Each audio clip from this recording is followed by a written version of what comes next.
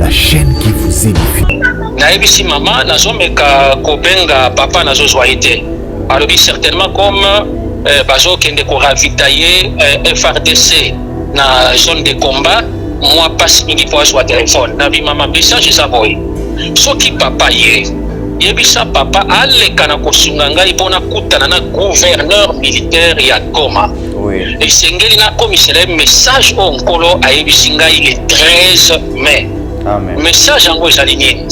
Nazalaki kobondela papa namoni bandimisi ngai na kati ya nzoto na ngai. Je me suis retrouvé na parc ya Virunga. Tangu nakomi na parc ya Virunga namoni mutu moko avandaki na kiti en plein makadam alobi papa nabandaki kozela opo na taliso eloko nalobi likambo nini azwinga na loboko tobandi kopusa na pene na ngomba ya Nyiragongo. Tangu tokomi pembeni ya ngomba ya Nyiragongo la montagne mbala moko na approche na biso ebandaki kosekue. Tango ezo sekoué papa ekomaki kopwaka ba moto likolo donc ba débris ya ba lave ezo pima lokola moto na sommet nango. Alors na kopanga wana nga na bangaki na zongi sima ayebisi ngai oyo ozomona wana moto ekopela na Goma kala mingi te.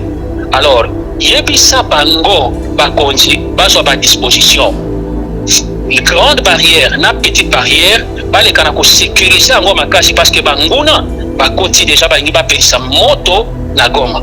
En tout cas papa eningisaki motema na ngai pe nayebisaki mama clairement mama sala makasi komisela papa message parce que eloko ya mabe ezoya.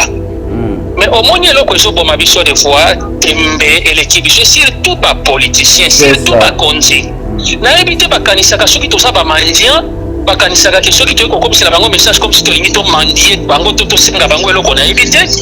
Le mal c'est quoi balingaka kozwa au sérieux te mpe koconsidere te bamessage ya Nzambe. Message wana soki ekomaka epa gouverneur militaire nga na oyo toyebi te mais nga napesi kaka Nzambe merci. Je pense que enquête na yo osali eza lokota te eza ya solo. Nzambe apambola yo mpona azala bref na motuna na yo. Amen. Merci beaucoup. Merci vraiment l'homme de Dieu. Et la Bible dit Dieu ne fait pas une chose sans révéler à ses serviteurs.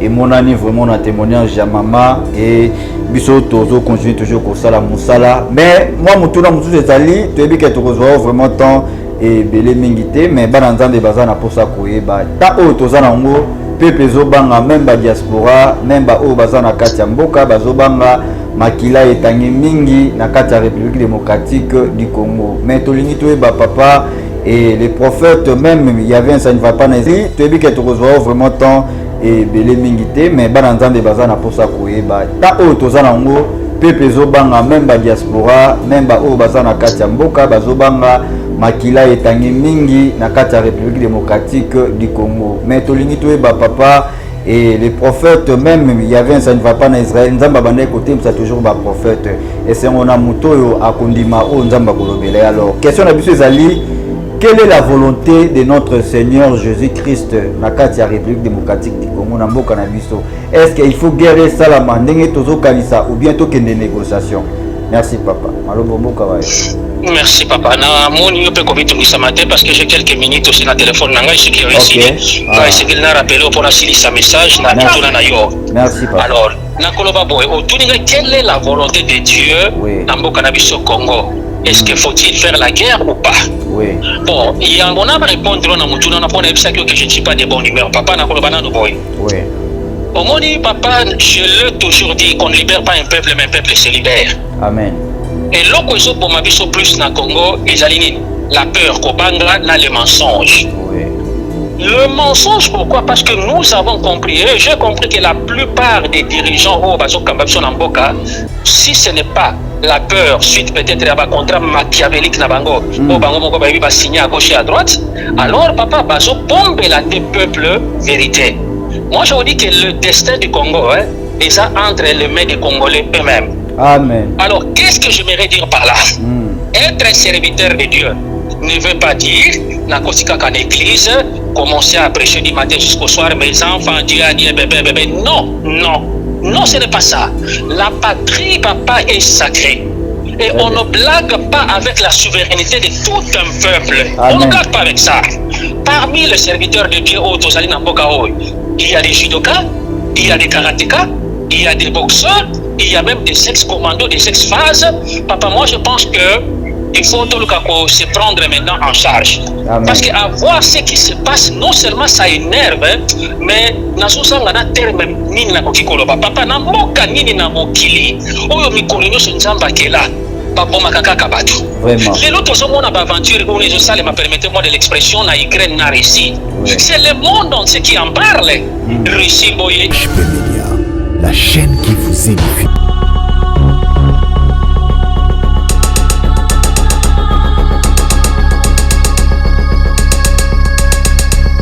Merci de m'avoir retrouvé une fois encore sur votre chaîne EHP Media, chrétien, fidèle, topesi bino mbote na kombo na Yesu kolo apambola biso et na mesana koloba toujours que komona na lisusu na numéro ya sika émission ezalaka pona makasi na biso te, pona bolingo toza nango te, kasi pona mawa pengulu o ba français ba bengi la grâce.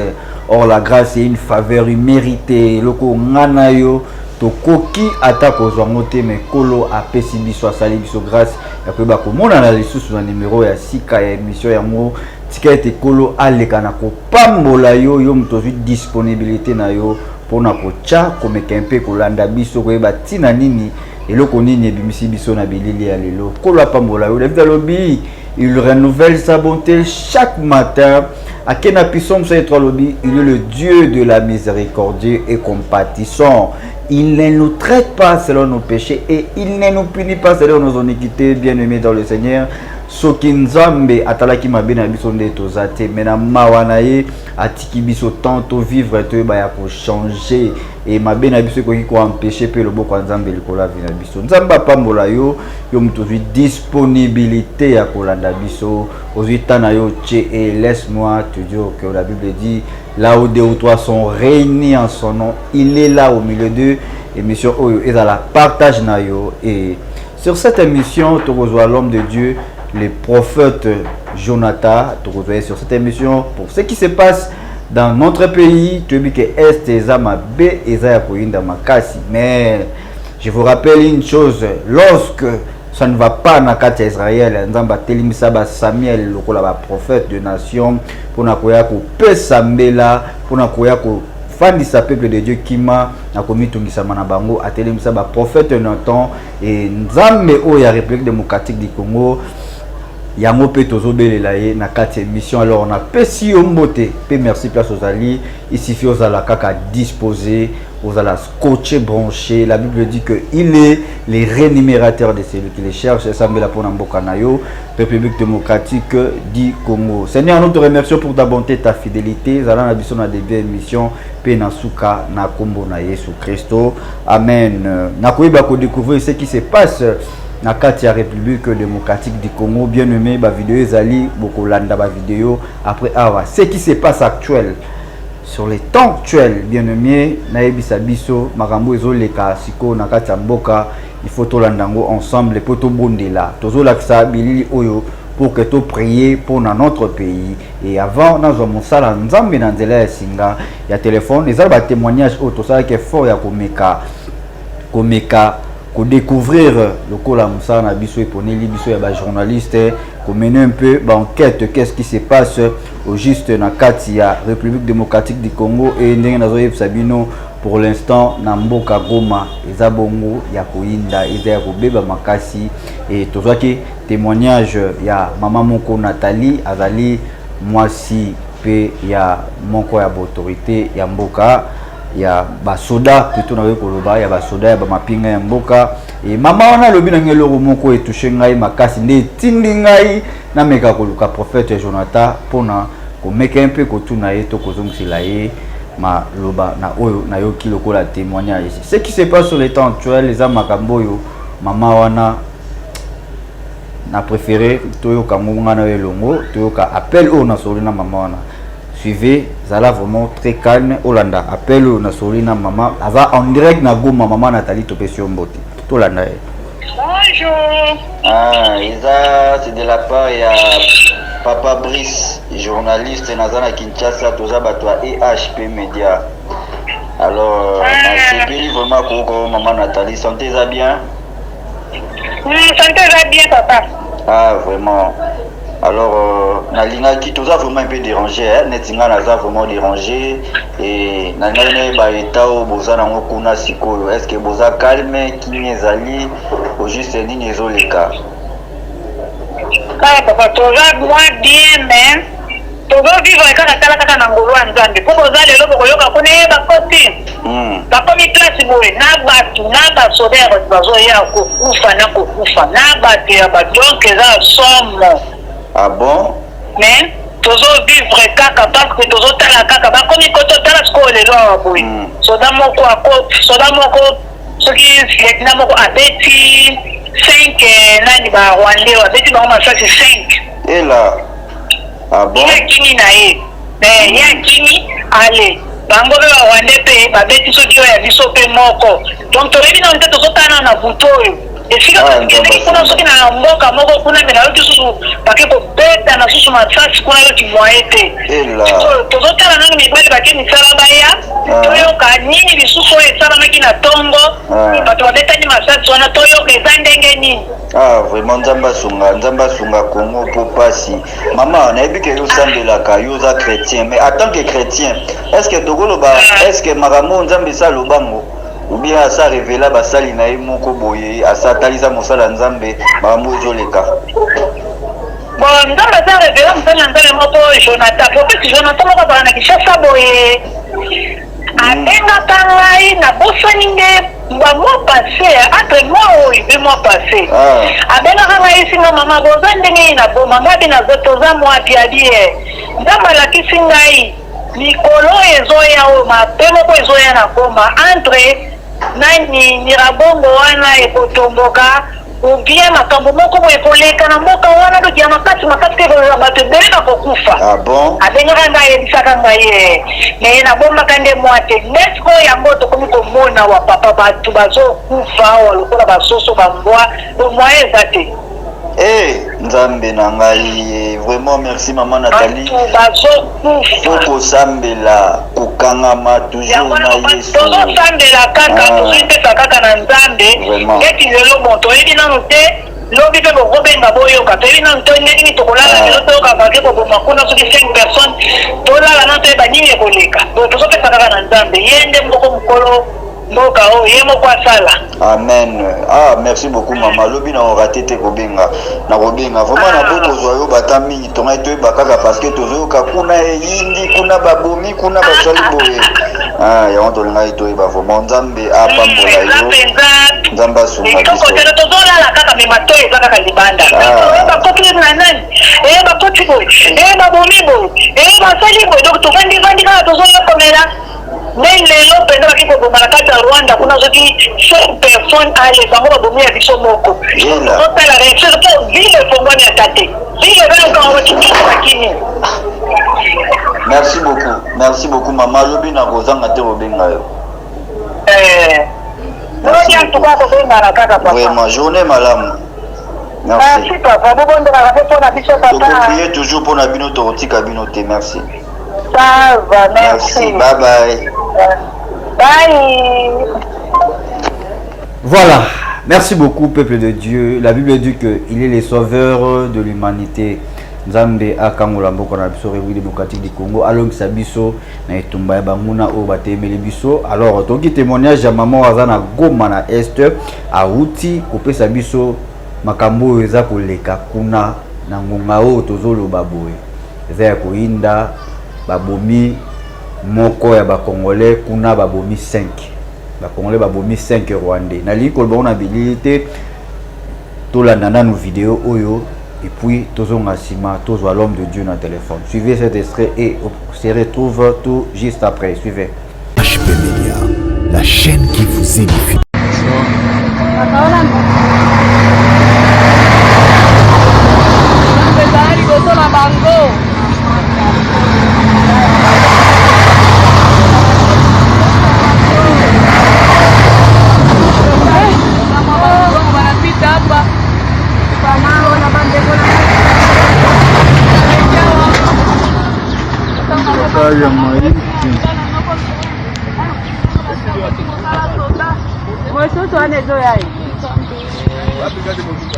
Nzambe sunga bana bato Yaya. Zali boso na bango.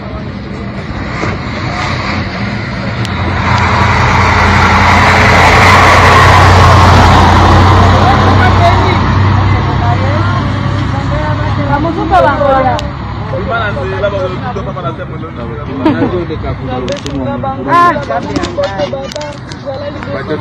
Mama gosunga. Bazala bana mike.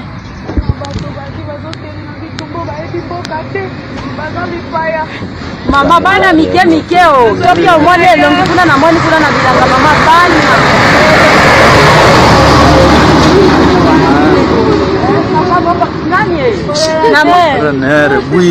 Namoni papa moko boya ruturu mama alobi afanda ka kote ya Kiringa.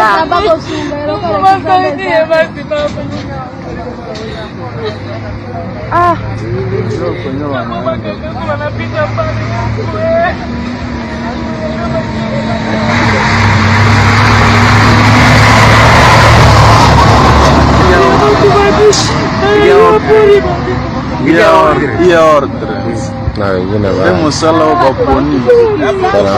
Anda na masasi ni ile ordre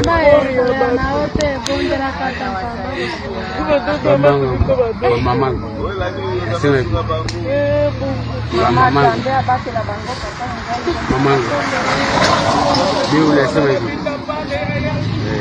ile ordre c'est musala bango ouais hey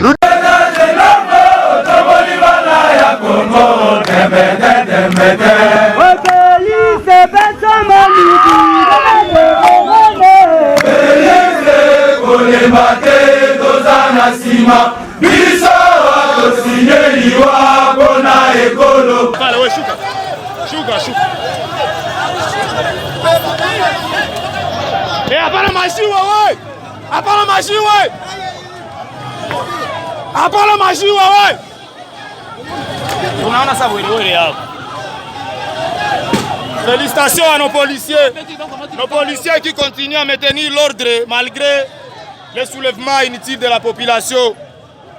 Nous saluons la présence de nos policiers qui continuent à maintenir l'ordre et ils évacuent la population pour éviter des problèmes avec les pays voisins. HP Media, la chaîne qui vous édifie. Merci, je suis de retour sur ce plateau encore et tout ça quand total vidéo, commentaire et athées. La vidéo est belé to relaxa ou non c'est ça qui s'est passé na Katia Est il y a République démocratique du Congo et na lingi vraiment na sengi na yo siko tous à l'homme de Dieu le prophète Jonathan tous voyez en direct à Goma et à Zakuna tout ça l'appel bon nazo meka un peu ko essayer ko benga ye parce que tant soit dans la prière na yebi na mekai ko meka un peu ko tout na tana na tongo qui azo sala nini efinga no en pleine prière bon na yebi que son na sali surprise que bande ko bazolanda na émission à Roboyate voilà zala vraiment scotché branché disponible tout à l'homme de Dieu na téléphone et ko zala vraiment malamu mingi et puis ko zala bénéfice na ngambo na biso vraiment.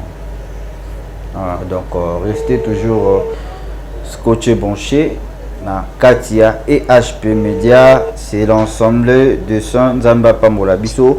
Bonjour papa Jonathan, shalom prophète. Oui papa, shalom, shalom. Oui, Nzamba sali pe biso grâce alors na lingna mais un peu ko surprendre yo momuké toza ozoleka en direct toza na choité na Katia et HP Media. Chaîne ya bana nzambe nyonso bazolanda yo parce que bosenga vraiment esengi que tous voyons na nzela ya singa mais avant na meka ko tuna yo mituna toza nango et na banquette o to mesana ko sala parce que to kaki ça ne va pas na mboka Goma kuna et to benga ki maman moko Henriette mais maman na Henriette to benga ki poto tuna qu'est-ce qui se passe à expliquer biso et puis toza na ba vidéo to tiko balancer bana nzambe bazolanda yo elongo na biso nyonso. Après ce témoignage moko vraiment édifiant et à l'objet que témoignage makambo ezo sala masiko ezala mosala nzambe moko alobango azalaka na Kinshasa kombo na ye le prophète Jonathan apesaka un message bengaka na téléphone et pour informer que ils ont quelque chose de lingué arrivé et témoignage joana tolandiango ensemble na bandeko. Vraiment, ils ont témoignage que Dieu ne fait pas une chose sans révéler à ses serviteurs. Nzamba pambola maman Henriette. Alors, tolingi toyo kango na munoko na yo. Est-ce que Nzamba révélé au message moko que ni rango ngoso ko fungamate quelque chose elingi s'est passé ya mabe makasi na kati ya ville Goma et ya mwezo salama lelo. Alors, tozeli longo na bana Nzambe tolingi vraiment toyo kayo nanu par rapport à témoignage yo maman na biso tiko pesa ya yo. Merci beaucoup, Papa Brice. Grand shalom Nayo, grand shalom na bande konyoso pasipe mibali. Amen. Papa, papa, maman, le lonko la kosunga ete bayo kalisus mongongo la biso. Amen. Alors, na lingena kendena mbala moko na mutuno utikotuna. Oui. Merci beaucoup parce que je ressens vraiment que par vos recherches, aux journalistes moko d'investigation. Amen. Merci. Na komashe malobate po nazalia wa naza na esengote. Naza na esengote, humain nanga pensa vraiment malaboute, même soko zala qui en face nanga, olinga komona vraiment que naza na esengote, okoyeba ngo pourquoi. Le 14 du mois de mai, na benga ki ndekomoko, azali soldat, aza précisément na Goma, à l'époque azala ki major, actuellement a commis lieutenant-colonel. Oui. Ye kutunda yamba kabiso tango na kendaka na équipe ya bandeko mwa ebele kuna na Goma. Malheureusement comme papa azalaki koyamba te na bitika na benga maman donc moi sinayi. Oui. Tango na benga ki maman nazo insister le 14 mai. Na ebisi maman nazo meka ko benga papa nazo zoité. Alobi certainement comme bazo kende ko ravitailler FRDC na zone de combat. Moi passe mingi po sur téléphone na vi mama message ça boy soki papa yebisa papa aleka na kosunga ngai pona kutana na gouverneur militaire ya Goma. Oui. Et sengeli na commissaire message onkolo ayebisi ngai le 13 mai. Amen. Message yango ezali nini? Nazalaki kobondela papa na moni ba demisi ngai na kati ya nzoto na ngai je me suis retrouvé na parc ya Virunga. Tangu na komi na parc ya Virunga na moni mutu moko avanda ki na kiti en plein makadam alobi papa na bandaki kozela opo na taliso eloko na lobi likambo nini azwinga na loboko to bandi kopusa na pene na ngomba ya Nyiragongo. Tangu to komi pembeni ya ngomba ya Nyiragongo la montagne mbala moko na approche na biso bandaki ko secouer. Tango ezo secouer papa ekomaki ko bwaka ba moto likolo donc ba débris ya ba lave ezo bima lokola moto na sommet na ngo. Alors na kopanga wana nga na bangaki na zongi sima. Ayebisi ngai oyo ozomona wana moto ekopela na Goma kala mingi te. Alors yebisa bango bakonzi bazwa ba disposition une grande barrière na petite barrière baleka na ko sécuriser yango makasi parce que banguna bakoti déjà balingi bapelisa moto na Goma. En tout cas papa eningisaki motema na ngai pe na yebisaki mama clairement mama sala makasi komisela papa message parce que eloko ya mabe ezoya. Mais au moins eloko ezoboma biso des fois tembe eleki biso surtout ba politiciens surtout ba konzi na ebite bakanisaka soki toza ba mandien bakanisaka ke soki toyeko komisela bango message comme si tolingi to mandie bango to senga bango eloko na ebite. Le mal c'est quoi balingaka kozwa au sérieux te pe ko considérer te ba message ya Nzambe. Message wana soki komaka pas gouverneur militaire ngana auto éviter. Mais ngana pesika Nzambe merci je pense que enquête na yo sali. Amen, merci beaucoup, merci vraiment l'homme de Dieu. Et la Bible dit, Dieu ne fait pas une chose sans révéler à ses serviteurs. Et mon ami vraiment un témoignage à maman et biso tozo continue toujours comme ça la musala. Mais moi mutuna mutu ezali, tu es que tu reçois vraiment temps et belé mingité, mais bananzambe bazana pour ça koyeba. Ta o tozana ngo pepe zobanga même ba diaspora même ba o bazana kati ya mboka bazobanga makila etangi mingi na kati ya République démocratique du Congo. Mais tolingi toyeba papa et les prophètes même il y avait ça ne va pas en Israël nzamba bande côté ça toujours ba prophète et c'est on a mutoyo akondima o nzamba kolobela. Alors question na biso ezali quelle est la volonté de notre Seigneur Jésus-Christ na kati ya République démocratique du Congo na mboka na biso? Est-ce qu'il faut guérir salama ndenge tozo kanisa ou bien tokende négociation? Merci papa. Malo bombo kawayo. Merci papa. Na moni yo pe ko bitu ngisamate parce que j'ai quelques minutes aussi na téléphone nanga ce qui réussi. Nga essayé na rappeler pour na sili sa message na tuna na yo. Merci papa. Alors, na koloba boy, o tuninga quelle est la volonté de Dieu na mboka na biso Congo? Est-ce qu'il faut-il faire la guerre ou pas? Oui. Bon, il y a un répondre na mutuna na pona ebisa que je ne suis pas de bon humeur. Papa na koloba na no boy. Oui. Au moni papa, je l'ai toujours dit qu'on ne libère pas un peuple, mais un peuple se libère. Amen. Et l'okozo bomabiso plus na Congo et Jalinini, la peur kobanga na le mensonge. Oui. Le mensonge, pourquoi? Parce que nous avons compris, et j'ai compris que la plupart des dirigeants au Bazo Kambabiso Namboka, si ce n'est pas la peur, suite peut-être à un contrat machiavélique Nabango, au Bango Moko Babi va signer à gauche et à droite, alors papa Bazo pombe l'un des peuples vérité. Moi je vous dis que le destin du Congo est entre les mains des Congolais eux-mêmes. Amen. Alors, qu'est-ce que j'aimerais dire par là? Être un serviteur de Dieu ne veut pas dire, na kosika qu'en église, commencer à prêcher du matin jusqu'au soir, mes enfants, Dieu a dit, bébé, bébé. Non, non, non, ce n'est pas ça. La patrie, papa, est sacrée. Et on ne blague pas avec la souveraineté de tout un peuple. Amen. On ne blague pas avec ça.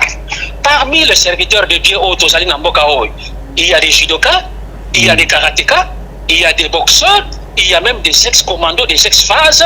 Papa, moi je pense que il faut se prendre maintenant en charge. Amen. Parce qu'à voir ce qui se passe, non seulement ça énerve, mais nazosanga terme nini na kokikoloba. Papa, na moka nini na mokili. Oyo mikolo nyoso nzamba kela. Vraiment. Les autres sont mon aventure où les salles m'a permettez-moi de l'expression na Ukraine na Russie. Oui. C'est le monde entier qui en parle. Russie boye, Ukraine boye, Ukraine boye. Bon, qu'en est-il maintenant de plus de 12 millions de morts na Congo? Est-ce que le monde en parle? Non, non. Depuis Bitoumebani na Ukraine, y a-t-il déjà plus de 1 million de morts? Mais c'est 12 millions de morts que nous avons perdu, que nous continuons à perdre dans le Congo. Qui en parle? Je pense que personne, ils sont là-dessus. Oh, c'est ce qui se passe, papa, na Congo, c'est plus grave. Ça, c'est plus qu'un génocide. Oui. Papa, je vais répondre maintenant à votre question parce que ça la passe dans mon thème. Peuple Mobimba, Okola Mukalelo, Babomi autant na Itori, Babomi autant na Beni, Babomi autant na Masisi. Et ça va Ngungi, ça va Pessi, ça va Nyamato, ce sont des êtres humains. Makil.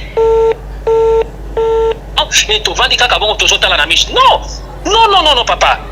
La Russie s'est imposée sur l'Ukraine. Bon, qu'est-ce qu'on a continué à où est le mal? Ce qui maintenant la population, le Congo, il peut s'imposer de force contre l'envahisseur naïe. Où est le mal? Vraiment. Donc, ce qui peut-être empêche la colère du peuple et se manifester, ce sont les complices du massacre de ce peuple congolais. C'est trop clair, papa. Oui. Mikolo Nyosomona, papa Mikolo a plus de 60 ans, plus de 70 ans, maman Mikolo, violé, tué. Bazo Longola même organe Nanjota Nabango. Bangwana Kokima, Babombe Koya, Baboma Boy. Ah ouais, il y a une bombe qui venait du Rwanda à l'école. Qui en parle? La volonté de Dieu. La bouche de l'Éternel a déjà parlé. Je dis simplement que toujours amorcé tant oh, moi je dis officiellement que le Rwanda nous a déclaré la guerre officiellement.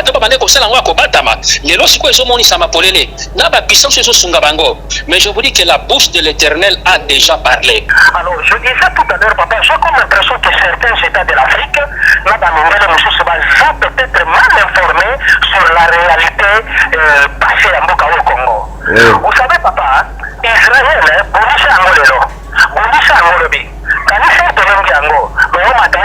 la victoire reviendra toujours à l'Israël. Et il faut dire que même 1 centimètre à Congo et Kokenda Kamokolomo côté. Mais je vous dis que ce peuple, j'ai commencé à le dire depuis longtemps, se lèvera comme une fourrière. Je vous dis, la bouche de l'Éternel a déjà parlé. Amen. Tout ce que nous sommes en train de voir actuellement, papa, il y en a plein. Je pense que nous devons nous prendre maintenant en charge. De côté. Prendre maintenant le destin de sa nation entre ses mains. Et je pense que la victoire restera jamais dans le Canabiso.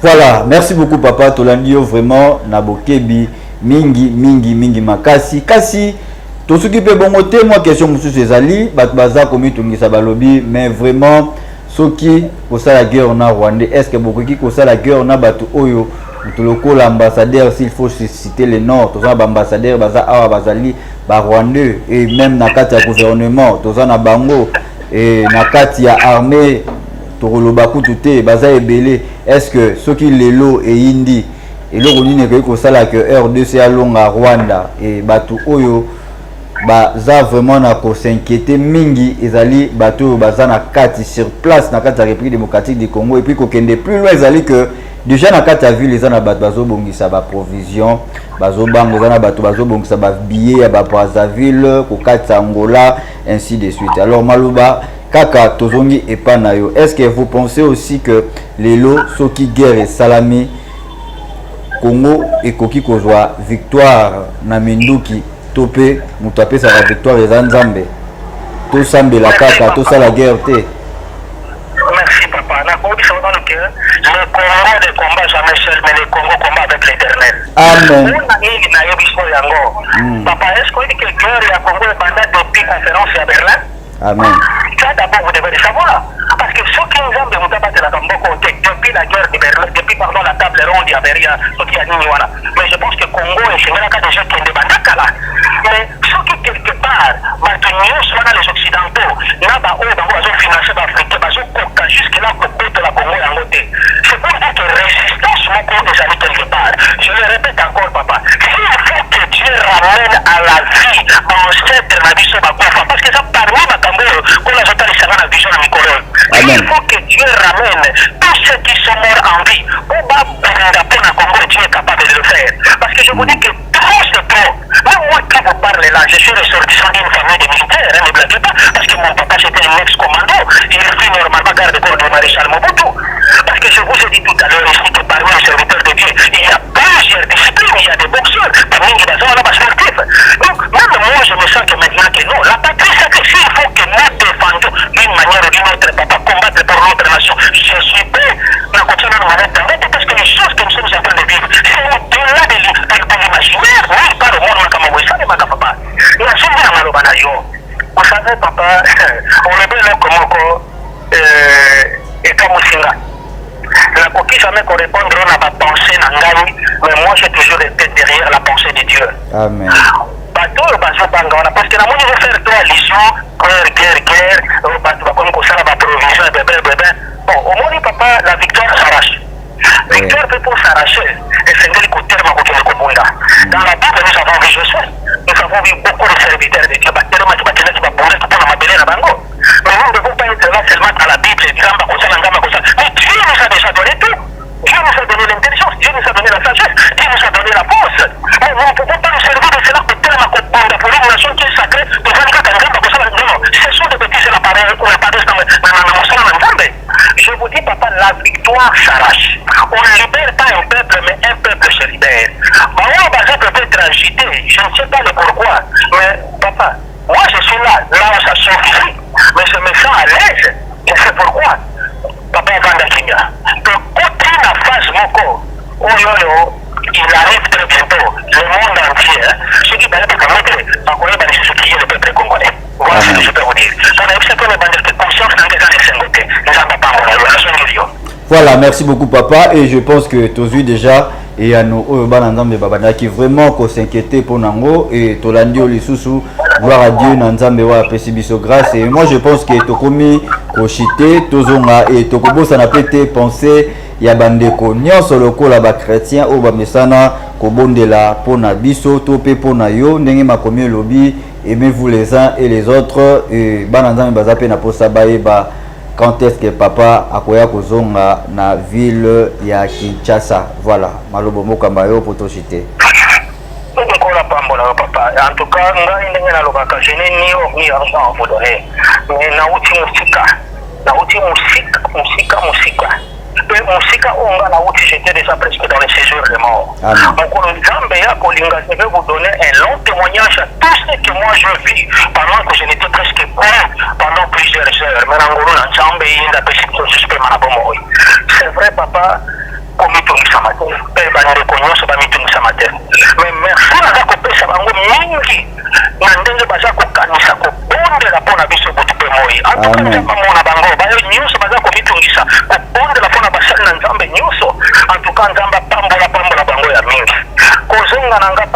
et kozala na posa limbisanga je sais que Christ a dit qu'il revient bientôt apesi mokolo mpe ngonga te mais omoni na temps oyo tozotraverse na phase oyo tozotraverse mpe ngai personnellement nakoki koannonce badate te nakoki mpe koannonce bajour te mais seulement omoni kaka ndenge olobi mama wana obengaki boleki na kointerviewe ye mama wana mpe ayebi te ke naza na kinshasa te ayebi te donc c'est dans ce sens-là voilà c'est dans ce sens-là mais tomitungisa te je l'espère bien que na mawa pe bolingo na nzambe tokolekana kokutana vraiment na bino bientôt nga kutu naza disposé nde ya korépondre na mituna na bino parce que nakoki même kopesa yo information ya makambo neti koleka awa kala mingi te parce que le peuple maintenant na goma insécurité yango toza nango posa papa parce que balobi déjà 5 morts est-ce que ya solo et ça le coup le problème c'est quoi nous avons des fois dans ce monde des médias corrompus des médias basés au service ya na éviter à décider na éviter à nini la réalité papa est que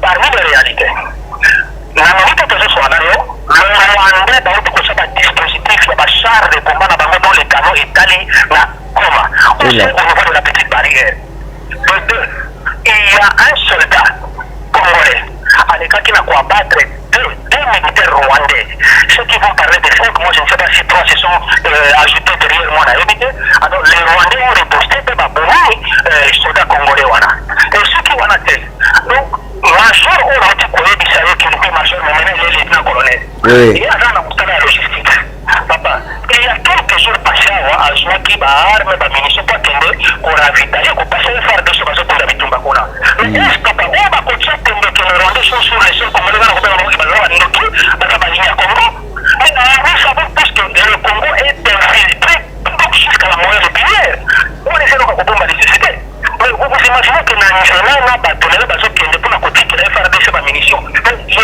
rwandais na niveau ya Virunga bazalaki na kati ya zamba wana bapenyeli bango baencercle bango babandi kobeta masasi mais Dieu merci comme ce sont quand même des commandos très formés ils sont réussi à s'en sortir ezonoka kobomba te awa sikoyo peuple akomi donc tellement na kanda donc nakoki même koexpliquer te kanda oyo peuple aza nango na minute oyo donc la population est allée en cascade na niveau ya grande barrière donc c'est la police toujours qui est en train de tenter un peu à koluka kokalmer mais c'est très malheureux parce que moi je le dis s'il y a des cartes qui sont en train de se jouer na ce abassement au niveau ya bapoliticiens je vous dis ils auront un compte à rendre à Dieu papa oyebi moto nyonso oyo azofavoriser souffrance ya peuple congolais azala na niveau politique azala na niveau soki ya nini il aura un compte sérieux à rendre à Dieu soki na bango bazomona ke plus de 12 millions de morts eza lokola makelele mais batia na motu na bango omoni bakonzi na bango tout ce qui cherche là des matériels quoi et c'est de ce monde ekotikala mpe popola mais ce peuple est en train d'être persécuté massacré tué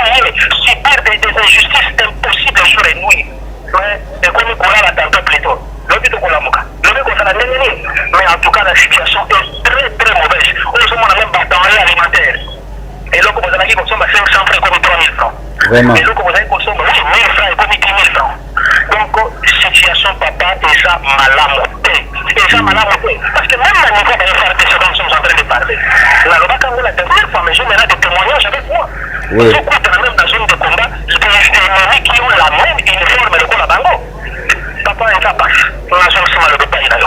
Voilà, merci beaucoup papa. Na routine de la OP témoignage ya maman Henriette et toza toujours en pleine émission et tobai tozoro tamengite tozio moi tamengi et je pense que tokomi déjà kochité na biso tokomi na suka na za ba vidéo pe oyo mama aleki na kolakisa biso awa il faut to projecter pour que bana nzambe ba vivre événement oyo ezoleka actuellement na kati ya est ya mboka na biso wana totiki yo bana nzambe nyonso balandio pe na bokebi nyonso pe na esengo. Merci beaucoup. Merci nzambe pambola bino tokutane na mikolo za nikoya. Merci beaucoup papa. Bye bye kolwa batela yo. Amen. Voilà, merci.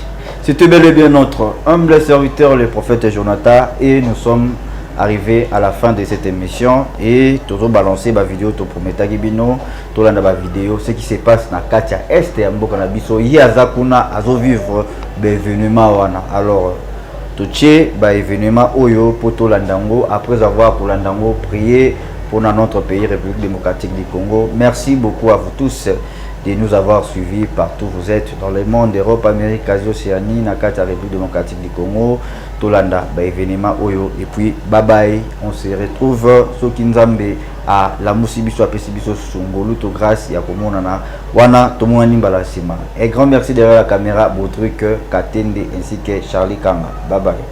HP Media, la chaîne qui vous édifie.